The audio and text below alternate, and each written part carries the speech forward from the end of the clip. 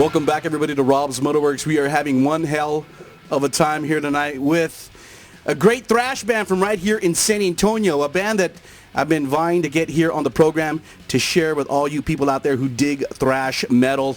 Brings me great pleasure to welcome our very own, the band called Aggravator is here. How's it going? How you doing? Welcome, guys. Welcome. We're having a good time tonight. And what can I say? I'm very proud and honored to have you here because I'm a big fan of your latest CD. So welcome and say hi to all the people out there. Hi. Hey, how you going? We're proud of you too. Thanks for having us. Thanks for having us. Cool, man. You know, I first learned about the band not too long ago in September when I ran into Mike at the Overkill show. And Mike was like, Rob, I went to the merch table, and Mike said, you got to check out our CD, Rob. It's called Populist, Destructor. So I said, okay, let me take it home. And I think I told you about after a week, I finally put it in my CD player and really listened to it. And I was freaking blown away, man. I was like, seriously, Aggravator from San Antonio? Who are these guys? Why haven't I heard about them? I think I told you. Why haven't I heard about you guys? Because I was blown away by the musicianship and the production and really this composition that's called Populist Destructor. So there's going to be people tonight, just like me at that time, who did not know anything about the band. So let's start there. Talk about the beginnings of Aggravator. It's pretty simple. Me and Mike were skateboarders at the time. And I'm not just talking about the kids on Bart Simpson skateboards inside the sidewalk. We were at skate parks every night, springtime skate park. Every fucking night I hung out with this dude. He invited me over for lunch one time, and you had that blue pearl, No, it was a majestic drum set. From the 60s, the drum set. Yeah. So I walk up his stairs and I see How this. old were you guys back then? 18. 18, yeah. Yeah. Wow. So I see his drum kit, and I had just started playing guitar, and I was like, dude, you play drums, and then that's how it started. But he didn't want to be in a band because the band or whatever that he was in, jazz stuff, that pretty much dictated it. But we got to know each other and got comfortable with it, and that's what started the band. And I had a bunch of songs already written, so that's how it came together pretty quick, a lot of songs. Yeah. And it was just us two for the longest time. And then Tristan and Jesse actually came at the same time from a former band, Necrot. So Tristan and Jesse were in a band together before that? Yeah, in 2008 we were like in a black thrash band called Necrot, and Mike and Derek were a two-piece for quite a while. They were playing shows, no bass, no lead guitar, and they acquired Jesse, and once Jesse got in the band, they needed a bass player, so Jesse told them to hit me up, and that was in 2010, so they were a two-piece for about 2 years. Okay, so Aggravator came together, Mike and Derek at the heart in the beginnings of it. Now, really, this band has come together as a full unit, really everybody kind of bringing their own strengths to this band. Because I really see, Mike, you're a great drummer, and Tristan with his big, long bass, and Jesse's licks, man, and your Vox, Derek, I mean, your Vox is very distinctive, man. I don't hear a lot of, I think that's one of the things that I really liked about the tunes is that, you know, your Vox is very distinctive, okay? And then the songs are, you know, you guys don't try to really kind of like clutter it all up. I mean, you guys are just thrash metal. I mean, so is that what you guys were going for in the beginning, or is that just what Aggravator became? It was really important to not write the same song every time. So Age of Combat proves that where every song's different, and so is Populist. But I just saw energy in him to want to write better stuff, and then that's what we did, and it just got a little bit better. And then adding it, but we act like we're not into, but we all do add a very significant piece to the puzzle, yeah. and I'm very proud of that record. Derek's always been about meat and potatoes, just the basic, you know, heavy and just catchy, you know, and it's paid off so far. I mean, a lot of people love it, and that's what a lot of people love about thrash metal is just the catchiness and what can draw you in, and Derek's very good at that, so. Awesome. So San Antonio, for some of you who do not yet have it, this is the latest from Aggravator. It's called Populist, Destructor. Let's talk about this CD. Okay, we referenced, and just for you people out there, the Age of Combat, which was the predecessor to Populist Destructor. Of course, not as well done as we've talked about off camera. The songs maybe not as structured or as technical. Also, the production. The production is amazing on this CD. Everybody sounds great. So, I mean, let's talk about this CD. He found Dennis, and we got super lucky with Dennis. And he was also centered to where we all lived close, you know, and where we could all meet. Share some details, like Dennis. Okay, Dennis from where? Solstice. Death thrash shit from Tampa. Anyway, we actually did the drums in Tristan's house in about 2 days. And that came together in about 2 days. Did the drums in his living room, and then everything else was done in his apartment. So I was pretty nervous about recording everything, but it all came out well. And then doing vocals in his apartment closet. Right. That was actually kind of brutal when you have neighbors upstairs studying for their tests and things like that. Wow. And just also, I mean, Populist Destructor kind of really represents, to me, and if someone said, Rob, name some of the best underground thrash records that came out that you know of. I mean, I would definitely vote for Aggravator's Populist Destructor. And I think one of the things that when you guys were here a few weeks ago, just to hang out, and one of the things that really caught my attention was the fact that I know, and you people out there will know as well, that Aggravator is well known outside of San Antonio. You guys have gained fans outside of San Antonio, some in Latin America. You guys have toured California. I mean, people know about Aggravator, and I think one of the things that kind of has puzzled me is like, why don't more people know about Aggravator here in San Antonio?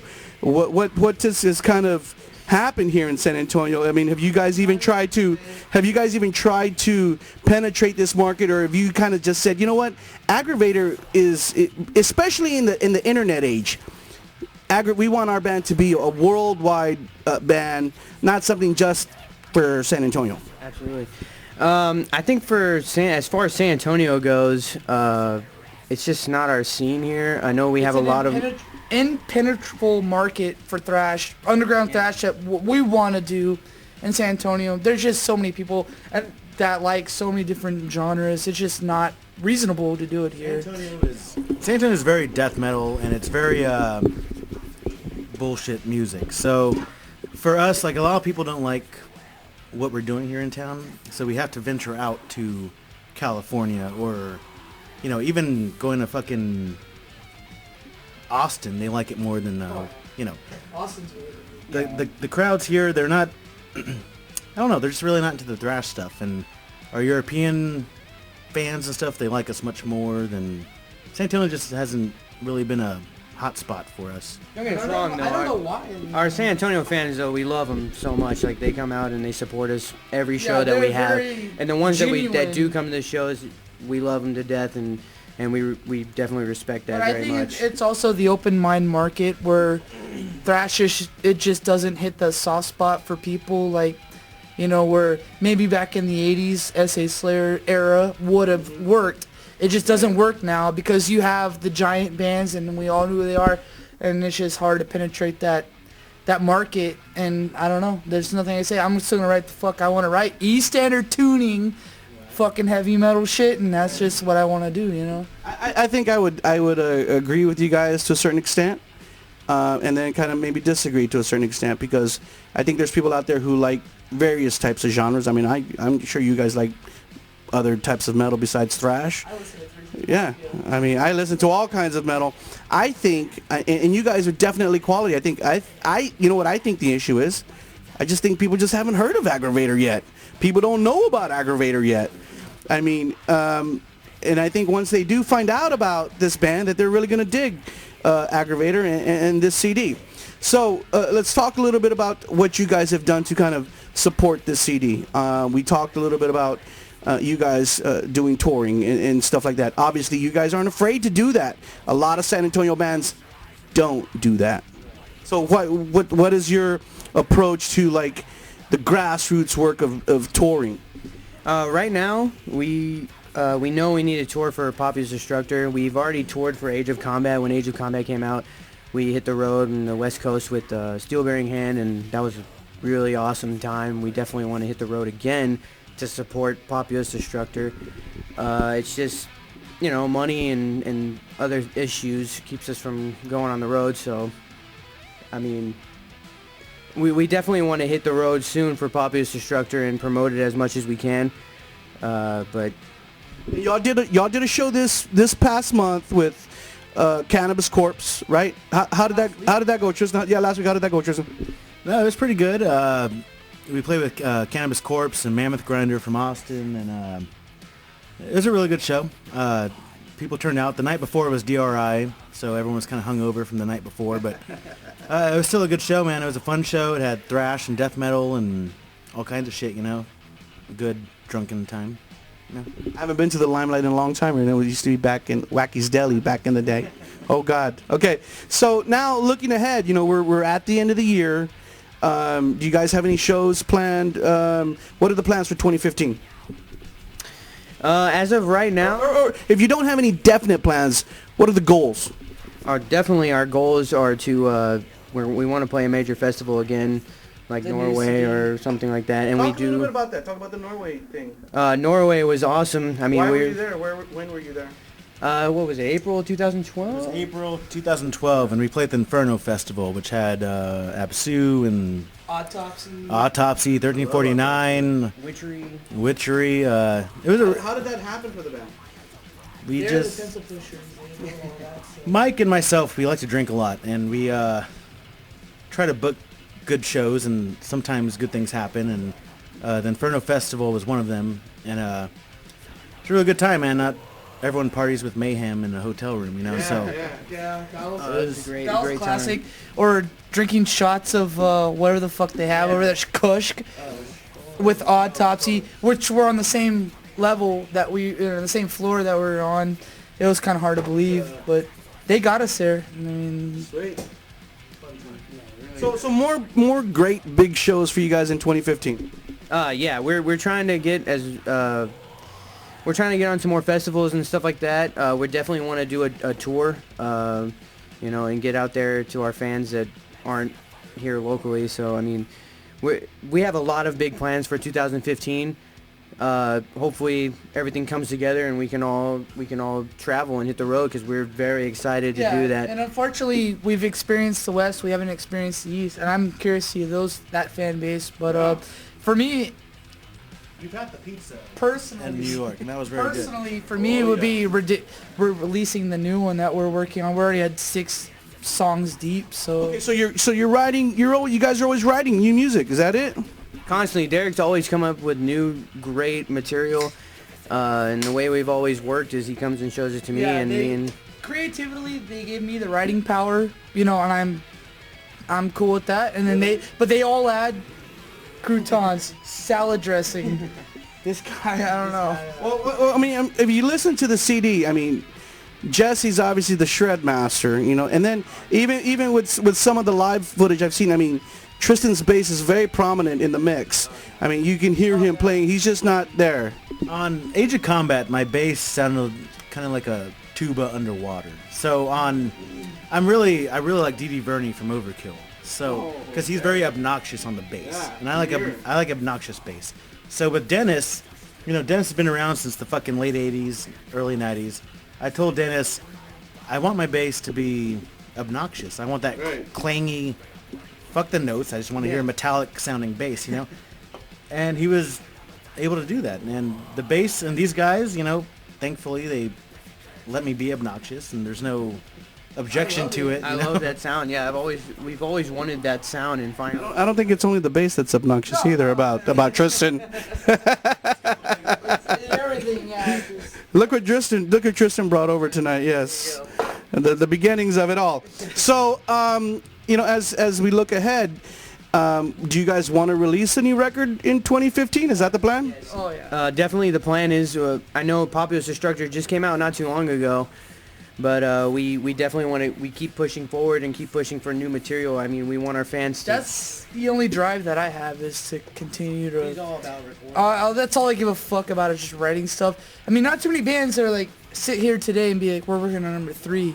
I'm proud to say that we are, you know. So I would tend to agree with you to a certain extent, because when you record something like Populist, it's immortalized. You guys are immortalizing yourselves. It lives forever. you can show your kids that shit when they're 20 years old and be like, that's what Daddy wrote, you know, whatever. But that's the thing for me, to just keep pushing on, and as long as he wants to keep doing it, and he wants to keep doing it, and this guy can keep doing whatever he's doing. And Jesse can stay alive? Yeah, that's impossible to happen, but you just deal with it. Every member is integral. Derek's writing, Mike's drums, Jesse's lead, my bass, maybe not my bass, but everyone has an equal part of this band, which most bands don't have, and most bands haven't had the same members for years and years, and we're one of those bands, and we're proud of that, you know. Well, one of the things, I think there's a couple of things I like about you guys. One is that you guys are badass musicians. You guys have a badass product and that I really enjoy. Two, you guys are really cool dudes. I like hanging out with you guys. I like that you like being here and hanging out and jamming out and drinking beer. Oh, dude! Couldn't imagine myself anywhere else right now. Dude, we just want to say thank you, and we're pumped that you like it too. And Yes, Jesse's. We're bullshitters great. So for the people tonight who are going to be intrigued by this little chat we're having, where can they go online to find out about the band? We got our own official website, aggravatorofficial.com. You have a Facebook. Hit us up. You know, don't hesitate to contact us about anything. You know, we're willing to talk about anything you have. We got to Spicy mention us. Lucas also. Reverb Nation, YouTube, anything. You know, we're everywhere, man. We got Instagram, we got everything. So just hit us up, man. We're more than willing to contact you back, or you know, talk to us, man. We're excited to hear anything. Like anything sells, dude. We'll sell what we got. We're actually, Rick and I were talking off camera, we're hoping actually to go out and shoot an actual show and really shoot it well, because I want to go out there and really represent you guys well, even after this interview is done. I look forward to continuing to support Aggravator. I think you guys are a killer band, man. Honestly, I really do, and I say that from the heart. And you know, I've been doing this a long time, so I only support the bands that really, you know. I listen to you guys at 7:30 in the morning on my way to work. I'm jamming to Aggravator, you know. I'm jamming to, you know, all kinds of crazy songs. So, any last words? Anything I missed? Anything that we should be sharing with the people out there who are watching this interview?